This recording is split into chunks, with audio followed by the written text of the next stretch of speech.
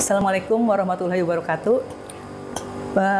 Hari ini sesuai janji saya akan mendemokan cara menguji kualitas semen beku. Jadi yang dibutuhkan adalah alat untuk towing. Ya, ini adalah sampel semen bekunya. Kemudian alat untuk towing, suhunya 37 derajat. Kalau punya water bath seperti ini, bisa menggunakan water bath, suhunya diatur 37. Tapi kalau tidak water bath, apalagi kalau di lapang, bisa menggunakan alat seperti ini. Yang penting suhunya diatur di suhu 37 derajat Celcius. Alat lain yang dibutuhkan adalah gunting. Kalau ada straw cutter, pakai straw cutter. Tapi kalau tidak ada, pakai gunting pun jadi.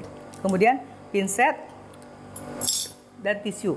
Nah, kita akan lakukan towing terlebih dahulu. Ya, towingnya sesuai SNI adalah 37 derajat selama 30 detik.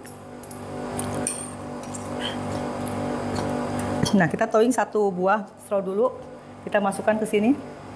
Kita tunggu 30 detik. Nah.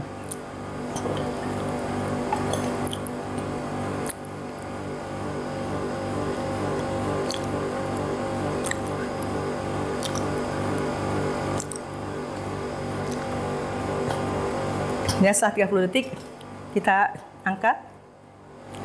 Nah, kita angkat. Kemudian kita keringkan dengan tisu. Sisa air dari water bath-nya kita keringkan. Dan kita keringkan semua. Nah, ini ada dua sumbat. Satu adalah sumbat laboratorium dan satunya adalah sumbat pabrik. Nah, keduanya harus dibuka agar semua semennya keluar.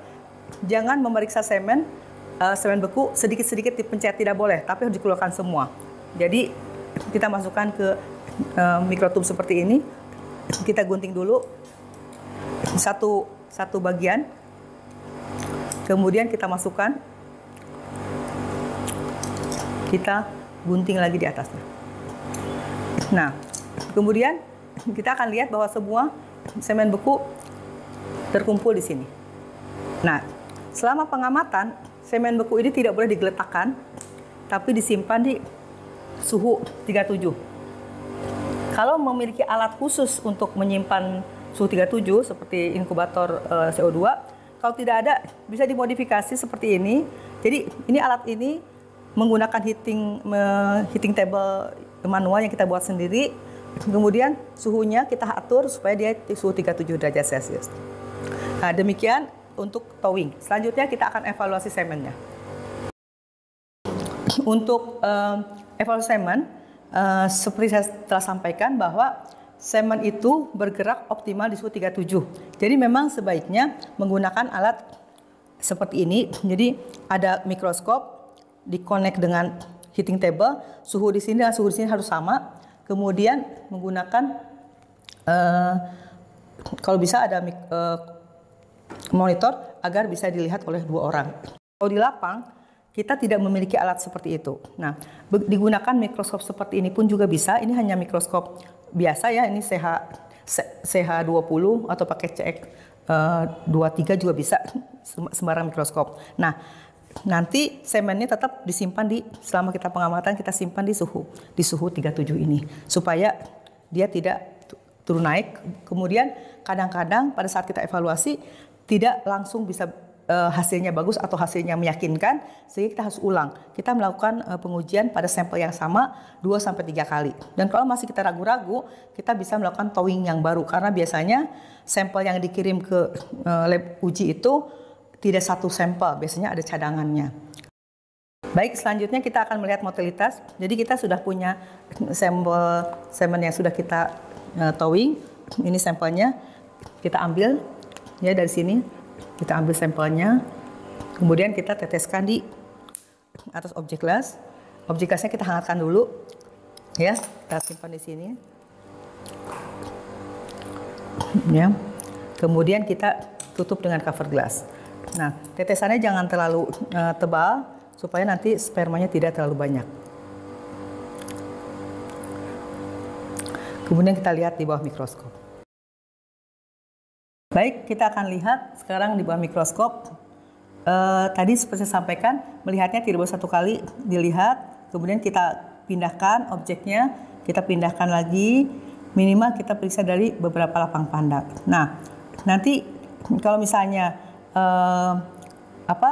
kurang bagus gerakannya, kita bisa simpan seperti ini, dihangatkan ya untuk melihat memastikan gerakannya optimal supaya hangat.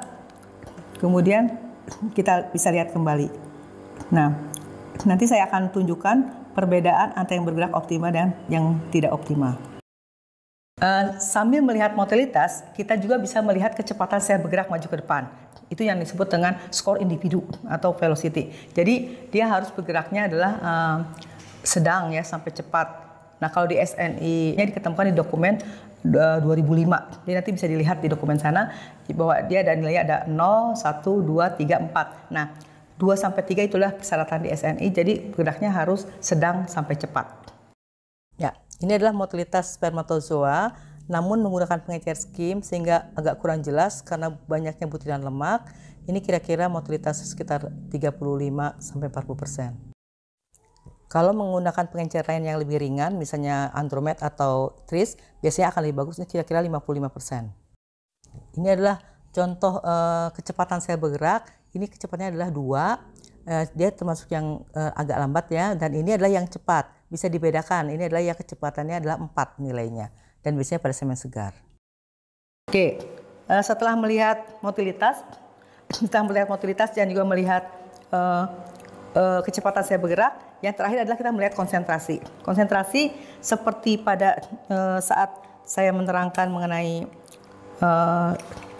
semen segar, alatnya sama seperti ini. Ya, saya sudah sampaikan bahwa kita tidak bisa menggunakan alat seperti di Balai IB menggunakan STM 4, 5, atau 6 karena ada kuning telur atau ada skim yang akan mengganggu perhitungan konsentrasi. Nah, sama caranya, sama persis seperti yang saya ajarkan dulu. Jadi disiapkan dulu chambernya. Nanti kita lakukan ditempelkan dulu cover glassnya. Cover glassnya jangan lupa cover glass khusus ya. Jadi di sini ada cover glass khusus yang biasanya kita menggunakan jelly untuk menempelkan cover glassnya. Yang di lem yang dikasih jelly adalah ini, garis yang ini. Kemudian kita tempelkan cover glassnya seperti ini. Ini sama persis seperti pada saat saya menerangkan yang semen segar. Kemudian kita pastikan bahwa cover glassnya sudah menempel dengan benar. Nah kemudian kita mengambil semennya. Caranya adalah sebagai berikut. Yang pertama adalah kita mengambil formosalinnya sebanyak 990. Nah, karena ini semennya sudah encer, jadi beda dengan semen segar. Jadi kita mengambilnya adalah sebanyak 990. Dulu kita ambil dulu buffer salinnya, ya seperti ini. Kita ambil dulu. Nah, ini kita mengambilnya 990 ya. Jadi ini memang sudah kita atur sebelumnya. 990 kita ambil dulu.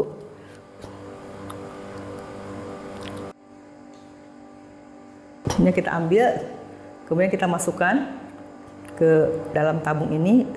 Kita keluarkan semua ya. Kemudian kita ambil semennya. Tutup dulu ya biar nggak tumpah. Kita ambil semennya sebanyak 10 mikron. Ini apakah sudah 10 mikron? Jangan lupa untuk memastikan menggunakannya adalah 10 mikron. Perbandingannya 1:100. 10 dengan 990. Nah, kemudian kita ambil semennya. Ini yang sudah kita siapkan. Kita ambil semennya dulu. Ya, ambil semennya sebanyak 10 mikroliter. Ini 10 mikroliter ya. Kemudian kita jangan lupa sebelum masuk ke dalam tabung formosalinnya kita lap dulu bagian luarnya agar nanti tidak terhitung yang di bagian luar konsentrasinya. Kita masukkan, kemudian kita homogenkan, ya. Kemudian kita seperti biasa kita homogenkan dan kita seperti angka 8 ya diputar supaya homogen terhitung semua. Nah setelah itu kita masukkan semennya yang telah kita homogenkan tadi, kita ambil ya, kemudian kita masukkan ke dalam chamber ini. Nah ini kita masukkan Kita masukkannya di 2 chamber. Chamber pertama ini sudah pas. Kemudian kita masukkan di yang kedua. Nanti menghitungnya harus duplo. Ya, nanti kemudian dirata-ratakan hasilnya agar lebih valid. Nah, yang kedua kita isi lagi sama ya. Nah, baru kita hitung di bawah mikroskop. Kalau untuk konsentrasi tidak dibutuhkan heating table, karena kalau ada heating table justru nanti cairannya akan terserap, justru malah nanti akan mengeringkan chambernya. Nah, selanjutnya kita akan lihat di bawah mikroskop. Cara menghitungnya sama persis seperti pada semen segar. Kita melihatnya dari 5 kotak hitung, kemudian bagian ujung kiri, ujung kanan atas, bawah kanan, kemudian kiri bawah, dan salah satu di tengah. Dan kemudian jangan lupa semua sperma yang di dalam kotak itu dihitung satu, yang ada di pinggir boleh memilih sebenarnya. Boleh ambil batas kiri dan bawah, atau atas dan kanan, atau semua dijumlahkan saja tapi dibagi 2. Nah, kemudian kita lihat kotak per kotak ya, kita cari dulu objeknya sampai kita bisa menemukan objektifnya. Kemudian kita dihitung, kemudian kita jumlahkan. Nah, kotak yang pertama, kotak hitung pertama dapat berapa selnya, kotak hitung kedua dapat berapa selnya, kita jumlahkan, kita rata-ratakan. Nah, nanti saya akan tunjukkan juga bagaimana cara menghitung di dalam mikroskopnya. Oke, kita menghitung dari kotak hitung pertama, kiri atas itu ada 4. Kemudian selanjutnya di kotak atas kanan itu ada 2,5 sel. Kemudian kita melihat di kanan bawah itu ada 8 sel. Kemudian di kiri bawah itu ada 7 sel. Dan kemudian terakhir itu di bagian tengah ada 3,5 sel. Sehingga jumlah sel dalam kotak hitung itu ada 4 ditambah 2,5 ditambah 8 ditambah 7 ditambah 3,5, totalnya adalah 25 sel. Nah, 25 sel ini kemudian ada faktor koreksinya 5, yaitu kita menghitung hanya 5 kotak dari 25 kotak. Kemudian ada faktor pengenceran 100 kali, dan ada faktor koreksi dari milimeter kubik ke mililiter adalah 10.000, sehingga 25 tadi dikalikan 5 dikalikan 100 dikalikan 10.000, totalnya ada 125 juta. Nah, kemudian itu satuannya adalah per mililiter. Nah, untuk menjadi per straw maka harus dibagi 4. 125 dibagi 4, jadi masing satu straw itu isinya adalah 31,5 juta. Nah, artinya sudah sesuai, bahkan melampaui dari standar SNI yang ditetapkan. Demikian cara menguji mutu semen beku. Tadi ada motilitas, ada kecepatan sel bergerak, dan juga ada konsentrasi dalam mililiter. Kemudian untuk per straw-nya kita bagi 4. Nah, semoga bermanfaat untuk kita semua, dan sampai jumpa di konten berikutnya. Assalamualaikum warahmatullahi wabarakatuh.